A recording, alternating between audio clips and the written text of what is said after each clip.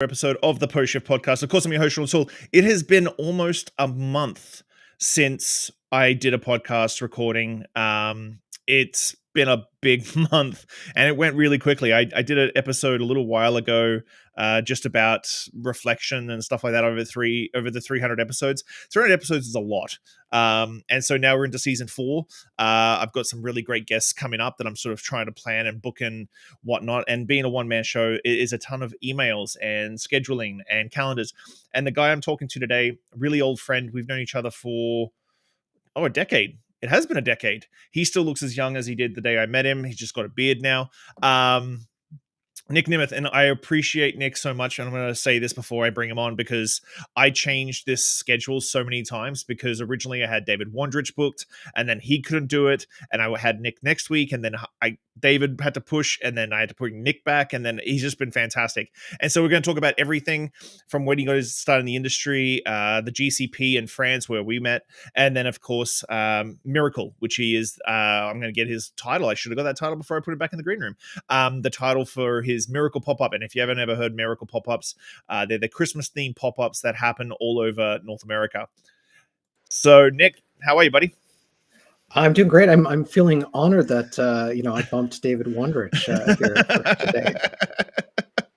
Well, I appreciate it. It's been tough. Like, I've had people who I've really wanted to sit down and chat with face to face for a really long time, and with the pandemic, my list is just getting smaller and smaller and smaller and smaller. And I'm not sure how I'm going to be able to go back to face face interviews when you've got all this technology and you can do all this cool stuff with Restream and social media and stuff. But so I can't believe it's almost been 10 years. I think it's been over that. 2011, 2012. It was, oh, wow. 11 years. How old were you then? I would have been 24 at the time. You weren't 24 then. Yeah. Sorry. I would have been 2010. I would have been, just over 20. Because that's why we called you junior. Because you were the young, it was the very first GCP, and you were the youngest competitor, and especially for Divine, it was really interesting to have a Canadian contingency on that trip as well, because we had people from everywhere. Yeah, it was such a cool experience for me. I mean, that was my first brand trip, first time over to Europe, and certainly made hay while the sun was shining. And it was a hell of an experience.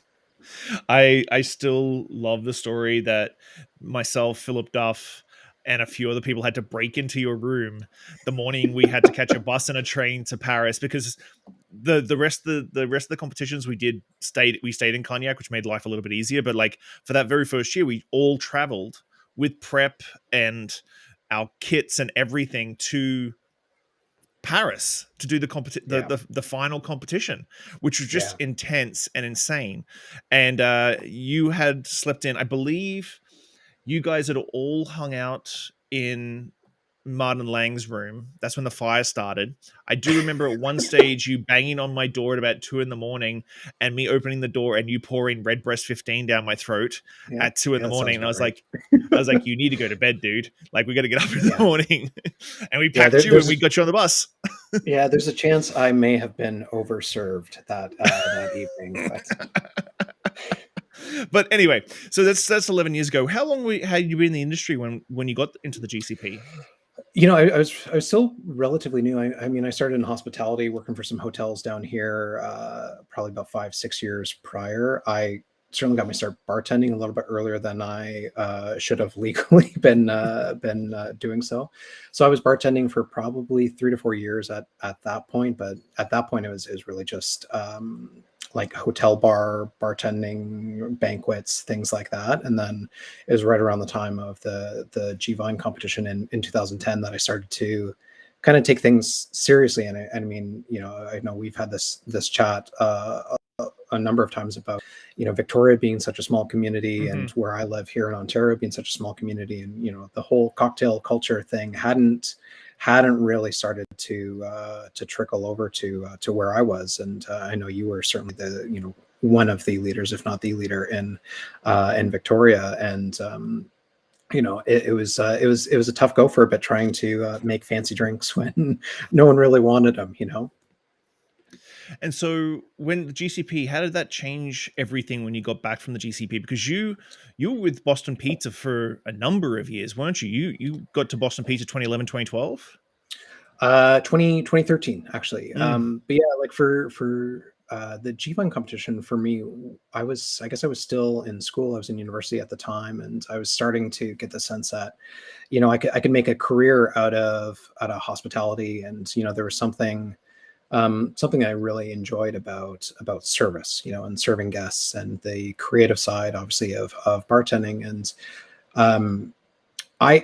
for me, there's so many positive takeaways from that G-Vine competition. But one of the things for me was this whole idea of there are these incredible experiences that I can kind of expose myself to, or that I can enjoy because of this industry. And, for someone who struggled with, trying to convince my parents that what I was doing was a real career, and I could probably make more money at it than, some of the quote unquote real jobs that I was, tracking towards. The Shivan comp, and then, the following year I did one with Beefeater, which sent me over to England. And, those just validated that there's this whole world of, creativity and, professionalism, and people who were taking this seriously as a career that, just helped underpin, some of the reasons why not long after I put my education on pause, indefinitely, or that formal university education on pause, indefinitely. And then, yeah, from there, worked in a number of different bars and restaurants, and ultimately that all led up to 2013, when I took a job leading the beverage portfolio for, the largest casual dining restaurant concept here in Canada. And like I said, I did that for 8 years until I made the move at the beginning of this year to join the Miracle team. So let's talk. What compelled you to stay in Niagara as long as you did, um, instead of moving to like Toronto, or I know my reasons why I stay here in Victoria, and I love Yeah. my town and that sort of thing. But what compelled you to stay when you really could have just gone to Toronto or Montreal, or you could have moved somewhere? Yeah, I mean, there are a few reasons for it. I really do love this area of Ontario that I'm in. Like we produce, it's like some parts of BC, we produce world class wines here. There's a really exciting, and certainly expanded so much over the last 10 years, but this exciting community of hospitality professionals that live down here. And it's such a tight knit community. All my family is down here. My ex-wife's family is all down here. And, we started our family at a pretty young time. Like I believe I think I was 23 when my oldest was born.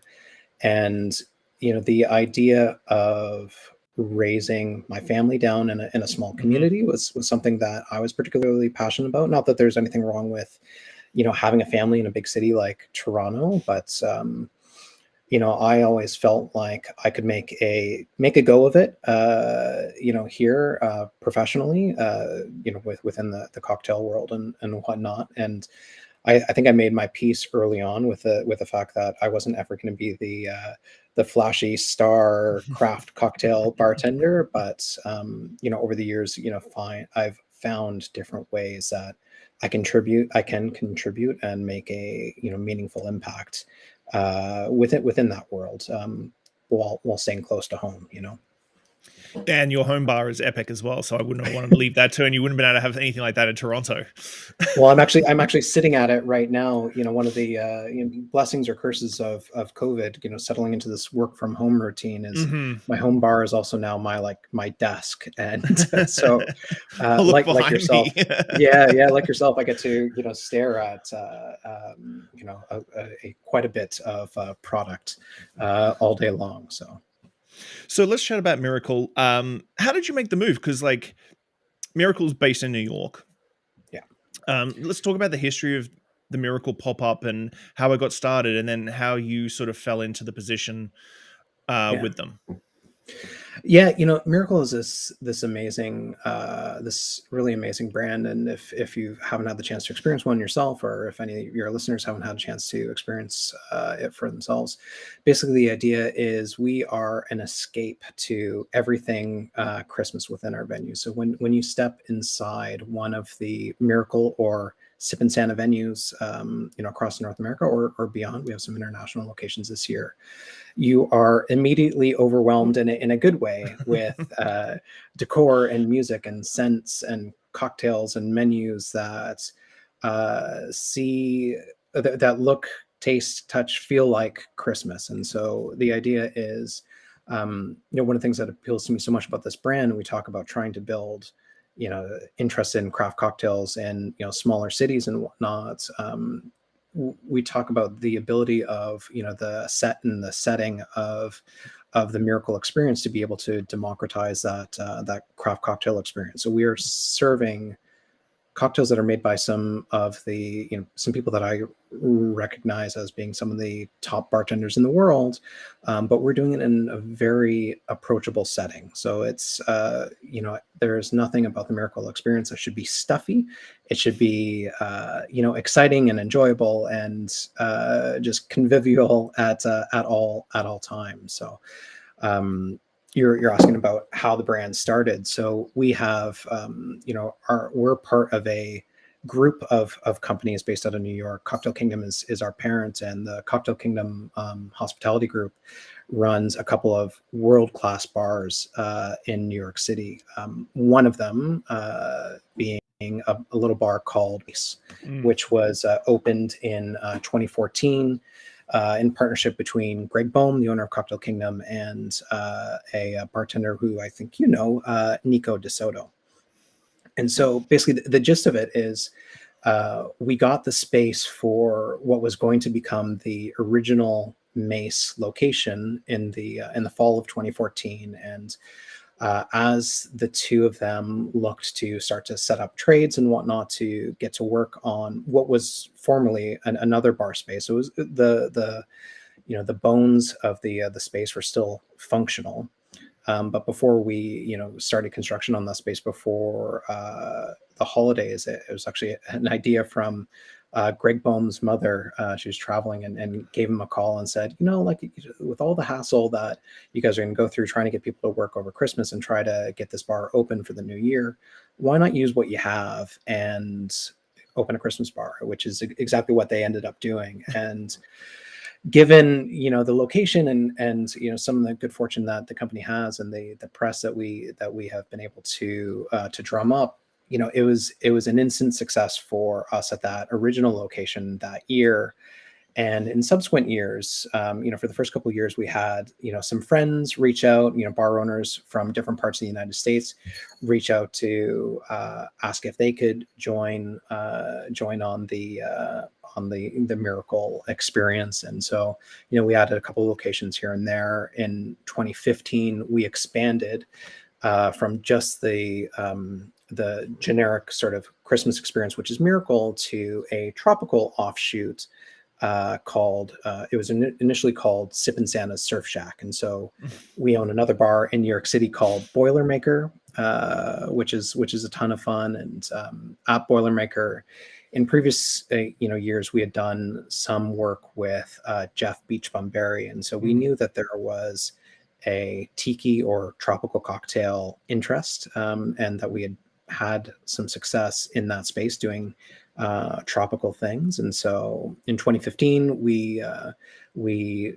created a sister brand to Miracle, which was Sip and Santa Surf Shack. And shortly thereafter, we formalized our partnership with Jeff Berry. And now to this date, we have Beach Bum Berry presents Sip and Santa in, I believe, about 35 locations. Wow. Internationally this year. And that'll join the family of just over 100 Miracle locations this year as well. 100 Miracle pop-ups this year. Yeah. It's it's the brand has been so well received and has done so well for so many of our amazing partners all over the world that we have the good fortune of expanding year over year over year. And unfortunately, I think we took probably a little bit of a step back last year, Hmm. understandably with COVID. And we will have a Miracle location in Amsterdam this year, but they just got hit with a 7 p.m. curfew for bars and Oof. restaurants and Yeah. stuff. So we're still feeling the hangover from COVID in certain places. So we'll be at about 145 locations total this year, and hopefully just shy of 200 next year, maybe more. We'll see. We'll see how we do.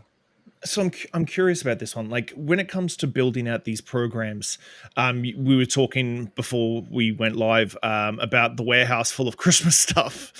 You really are on brand today, by the way, as well. Like Thank you you. literally Yeah. are on brand hard. Yeah, Um, I appreciate that. when it comes to decorations, cocktail menus, that sort of stuff, is every single Miracle pop up the same? Is it like not necessarily cookie cutter, but controlled that way? So there's aspects of it that are the same. And so what we provide, so if you own a bar and you decide that you want to join the Miracle family, that you decide that you want to become a partner, basically what we provide as part of the package is all of the menus. Recipe development is done by us. We have a world class PR team that works with some of the best brands in the world that is able to help drum up PR in all of our local markets. So that's a big part of Miracle Package. And there are certain things, like obviously one of the cool things about Miracle is all of our drinks get served in these fun holiday themed vessels, and we have some custom decor items that we provide for purchase to partners. But it's things that are exclusively made available to us. You Hmm. won't find these mugs in other venues.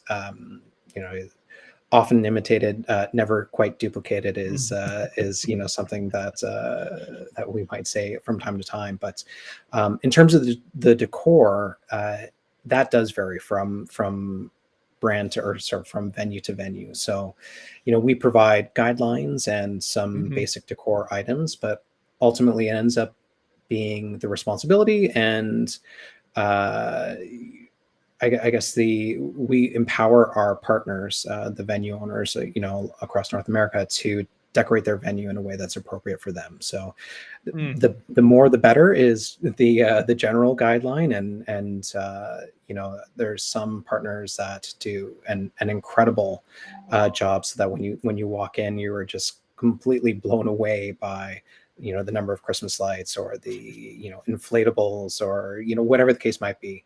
But yeah, that part of the experience of the decor does vary from venue to venue, and I think that's one of the things that's exciting about the brand, is while you have a consistent menu experience, the actual setting can change Mhm. slightly from place to place, and you see the creativity of all of these world class bar owners really start to shine, certainly in that respect. Yeah, I think I saw a video just recently of Dima's pop up in Yeah. Montreal, and he goes intense. He goes Oh yeah. very, very intense. Oh Like yeah, he was this. saying, he was like, yeah, we got fitted suits for Yeah. fitted like Christmas suits for Yeah. all the bar staff, and like it's awesome. I love it. So how did your role come about within the company? Because Boston Pizza were there 7 years, 8 years.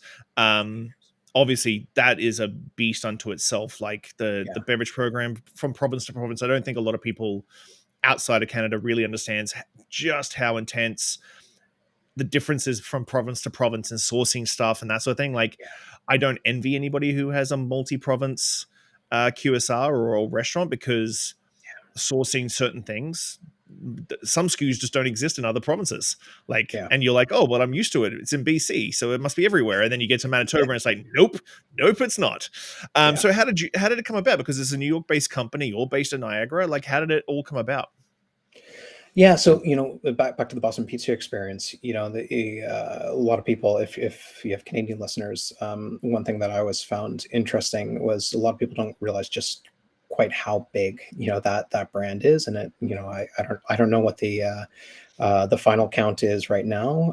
But when I left, we were sitting at around 400 restaurants in 10 provinces and 2 out of 3 territories. Mm. And so the idea of developing, a beverage program, or developing concepts that scale across multiple provinces and dealing with logistics and sourcing issues, and then trying to speak to kind of the same consumer, whether they're in Toronto, Ontario, or Red Deer, Alberta, Mhm.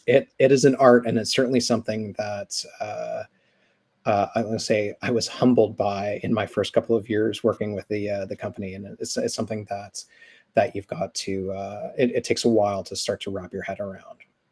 So with Miracle specifically, I started talking to the Miracle team right around this time last year, and the problem that they had, I don't want to say problems, maybe the wrong word, but the opportunity that they had is due to the popularity of the brand. We went from, one location the first year to a couple more, to a couple more, to a couple more. And also, it kind of accidentally became this franchise. Mm. And while it was developed and we now partner with some of the world's, best bars and bartenders, it needed some of the systems that a multi-unit concept should have. And really, one of the main reasons why I came on board with the team, or what I've been tasked to do, is to develop sort of the back of house, the not sexy uh, kind of The Excel management. spreadsheets and Oh the man, prep lists and the weights and absolutely. measures. That's right. Yeah. And so a lot of what I've been tasked to do is to help scale the brand. And that could be, as simple as developing adjustable batching workbooks, so that, Mm. the operators don't have to develop these things themselves and go through and do the math, to, implementing training systems, or automating different marketing processes, like how we print and price menus that are Mhm. different in, 145 locations. And so, really what I was tasked with was just helping to build process and try to make the lives of our operators easier at the end of the day. And while we have so many talented people in the system, what we want to be able to do long term is to grow this from 145 locations this year to 200 to 300 to 500. But we can't do that until we build some of these things, and so that we know that the Miracle experience works amazingly in New York, or in Montreal, or in San Francisco, but that it also can work well in a second or third tier market, or like a very rural location. As Mhm. an example, we have our first location this year in Whitehorse, Oh, wow. Yukon Territory. So, and to be able to bring the brand all the way up there is awesome, and I think it's a testament to the hard work that so much of the team here is doing to try and make this Miracle and Sip and Santa brand bigger and better every year. So I'm curious now, because like you were talking about pricing menus and stuff like that. How much of a learning curve was it? Now, obviously, well, even in Canada and the US, the prices vary drastically, state to state, province to province, but then also internationally. How like how much of a learning curve was it to do, like, oh, I got to learn about how to source and cost out something in Amsterdam? Yeah, it's different. Like, so from one of the interesting things about the Miracle brand and the way that we're set up is like, and there's, I think, certain legal reasons for this, but we don't collect royalties on the sale Mhm. of alcohol in the venues and whatnot. So um, ultimately, at the end of the day, while we provide guidance on suggested pricing for cocktails or for some of the retail items, the venue owners are free to price the items as they see fit. And in terms of sourcing, we have always been a non-branded menu, so you Mhm. won't see spirit brands listed on the menu. So you might see Demerara rum or bitter Italian liqueur, but You don't necessarily see those brand names called out, which is great for a variety of reasons. And if nothing else, from a sourcing perspective, makes it a little bit easier. And the interchangeability of ingredients. Hmm. We've been working closely with a number of partners in different markets to help identify some suitable replacements for some SKUs. And so for me, the upfront work is, we cost things out, and we provide guidance on suggested pricing and costing per cocktail. But ultimately it comes down to the discretion of the individual venue owner. They can go Hmm. in and edit and tweak, and see the updates to their top line sales or their profitability, based on some of the estimates we've provided. So you kick off next week on the 22nd of November. How long does Miracle usually go for, till the end of the year? Yeah, so the official opening date is November 22nd for all of the venues. For some of our return partners, folks that have been with us at least since last year, many have been with us for multiple years. There are some locations that are already open. So we Mm. mentioned Kevin Demare. I know the Montreal location opens today. I was in New York last week, and our two New York venues just opened already as well. So most of them will open on or around November 22nd, and generally speaking, most will run right up until about New Year's. Some, depending on the market, depending on their needs, will carry into around the first week of January. I know last year with COVID, there were a number that extended kind of well into January. But given the nature of our experience and the Christmas decor and all that kind of stuff, generally there is a limited window where Mm. you can really capture people's excitement. So our recommendation is to close up by around New Year's Eve. Mm. And so with the rollouts and stuff, do you get to travel around and visit some of the bars as they're doing it with your role? Like, do you get to go and experience a couple of different Christmas places? Yeah, yeah, no, absolutely. So my goal this year, I'm terrible at booking my travel till like the last minute, but the generally the hope for me this year is I'll get out to visit all of our Canadian locations. So we have Whitehorse, we have two in Calgary, one in Red Deer, two in Toronto, one in Hamilton, and two in Quebec. And my hope is that at the very least, that'll be kind of my starting point, is to get out to visit all of the Canadians. And then there are a couple of markets in the US that are really interesting for us for a variety of different reasons. And you know places where we want to take learnings to extend to the broader Miracle team. Hmm. And so hopefully I'll be out to visit some of those. I'm a team. I'm one of a team of three, and so with some of my colleagues, we're going to be kind of dividing and conquering to Mm. make sure that we get out and hit a number of different locations, different markets, and whatnot. So And there's none in BC? none this year. No, we had one in Vancouver proper, yes, or last year on Granville. We're hoping to be back in the market next year, but for I think for a variety of reasons, it didn't happen this year. Well, because sometimes, like, I know that Kevin does this. He doesn't use his bars. He actually goes and rents a Yeah, specific space for Miracle. Does yep. that usually happen, or is it a bit of both? Yes, it's a combination of both. I know Nick and Lauren in Toronto, the civil liberties guys. Hmm. They do the same thing. They're about to open a semi-permanent space that will start as Miracle and then kind of be a year-round thing. But yeah, we've got a good mix. So I couldn't tell you if it's 50-50, but the intent, generally speaking, has always been to pop up or you know put Miracle kind of over top of your existing bar. Hmm. But some of the markets, certainly in some of the bigger markets, we're having partners that are having a lot of success with opening in a secondary space Mm. and just really pumping through volume, because it is such a unique experience that the volume is massive for some of these places. Hmm. So, I just lost my train of thought for 2 seconds. It's going to come back to me in a second. So after all this is done, you've traveled around and seen every Christmas bar in Canada. Are you just done with Christmas? Are you just like just completely burnt out? Like I know people complain like as soon as Halloween's over, everybody starts like Christmas crappers in the stores and Christmas music's Yeah. playing in the malls. Like after Miracle's finished, are you just like, nope, I am very happy that I don't have to think about Christmas for another 9 months? Well, I guess time will tell. With this being my first official season with the team, I'm sure I'm going to take my lumps this year, and we'll see how long it takes me to be tired of Mariah Carey and the Rat Pack. But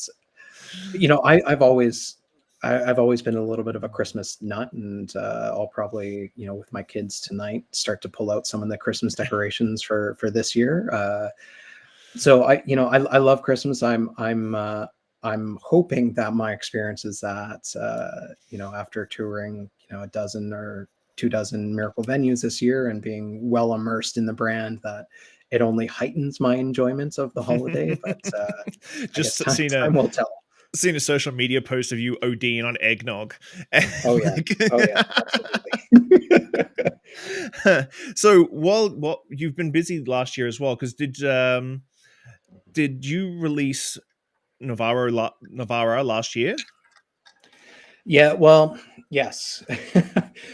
So Navarra, which is like a non-alcoholic Italian, bitter aperitivo, Italian style bitter aperitivo, was originally supposed to launch around March of 2020, Mm. and Well, like we all know what literally, happened like then. yeah, well, so it's funny. March, and I remember the dates pretty vividly. I think it was March 15th was a Friday, and I was about to sign off on my label run, which takes 4 to 6 weeks or so. And we had started to hear rumors that March break was about to be extended for the kids, and the initial costs of labels and bottles and all that kind of stuff is not inconsequential.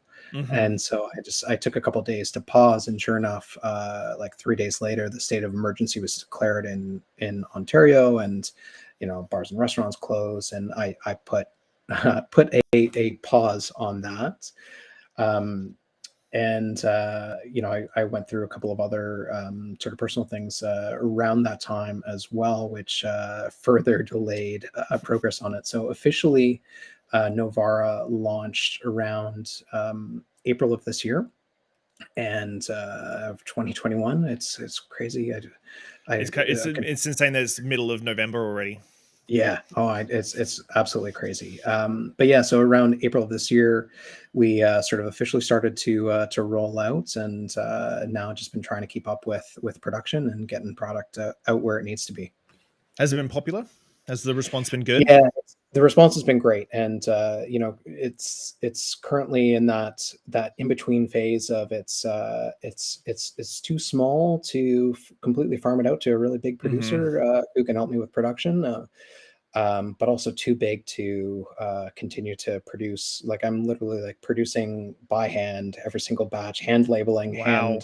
just doing everything, and on top of being a dad full time, and doing all the stuff with Miracle and whatnot. It's been difficult to keep on top of, but I've got some really great bar and retail partners, and some really exciting new ones that will be coming on board soon. And so I've been really happy with the response so far.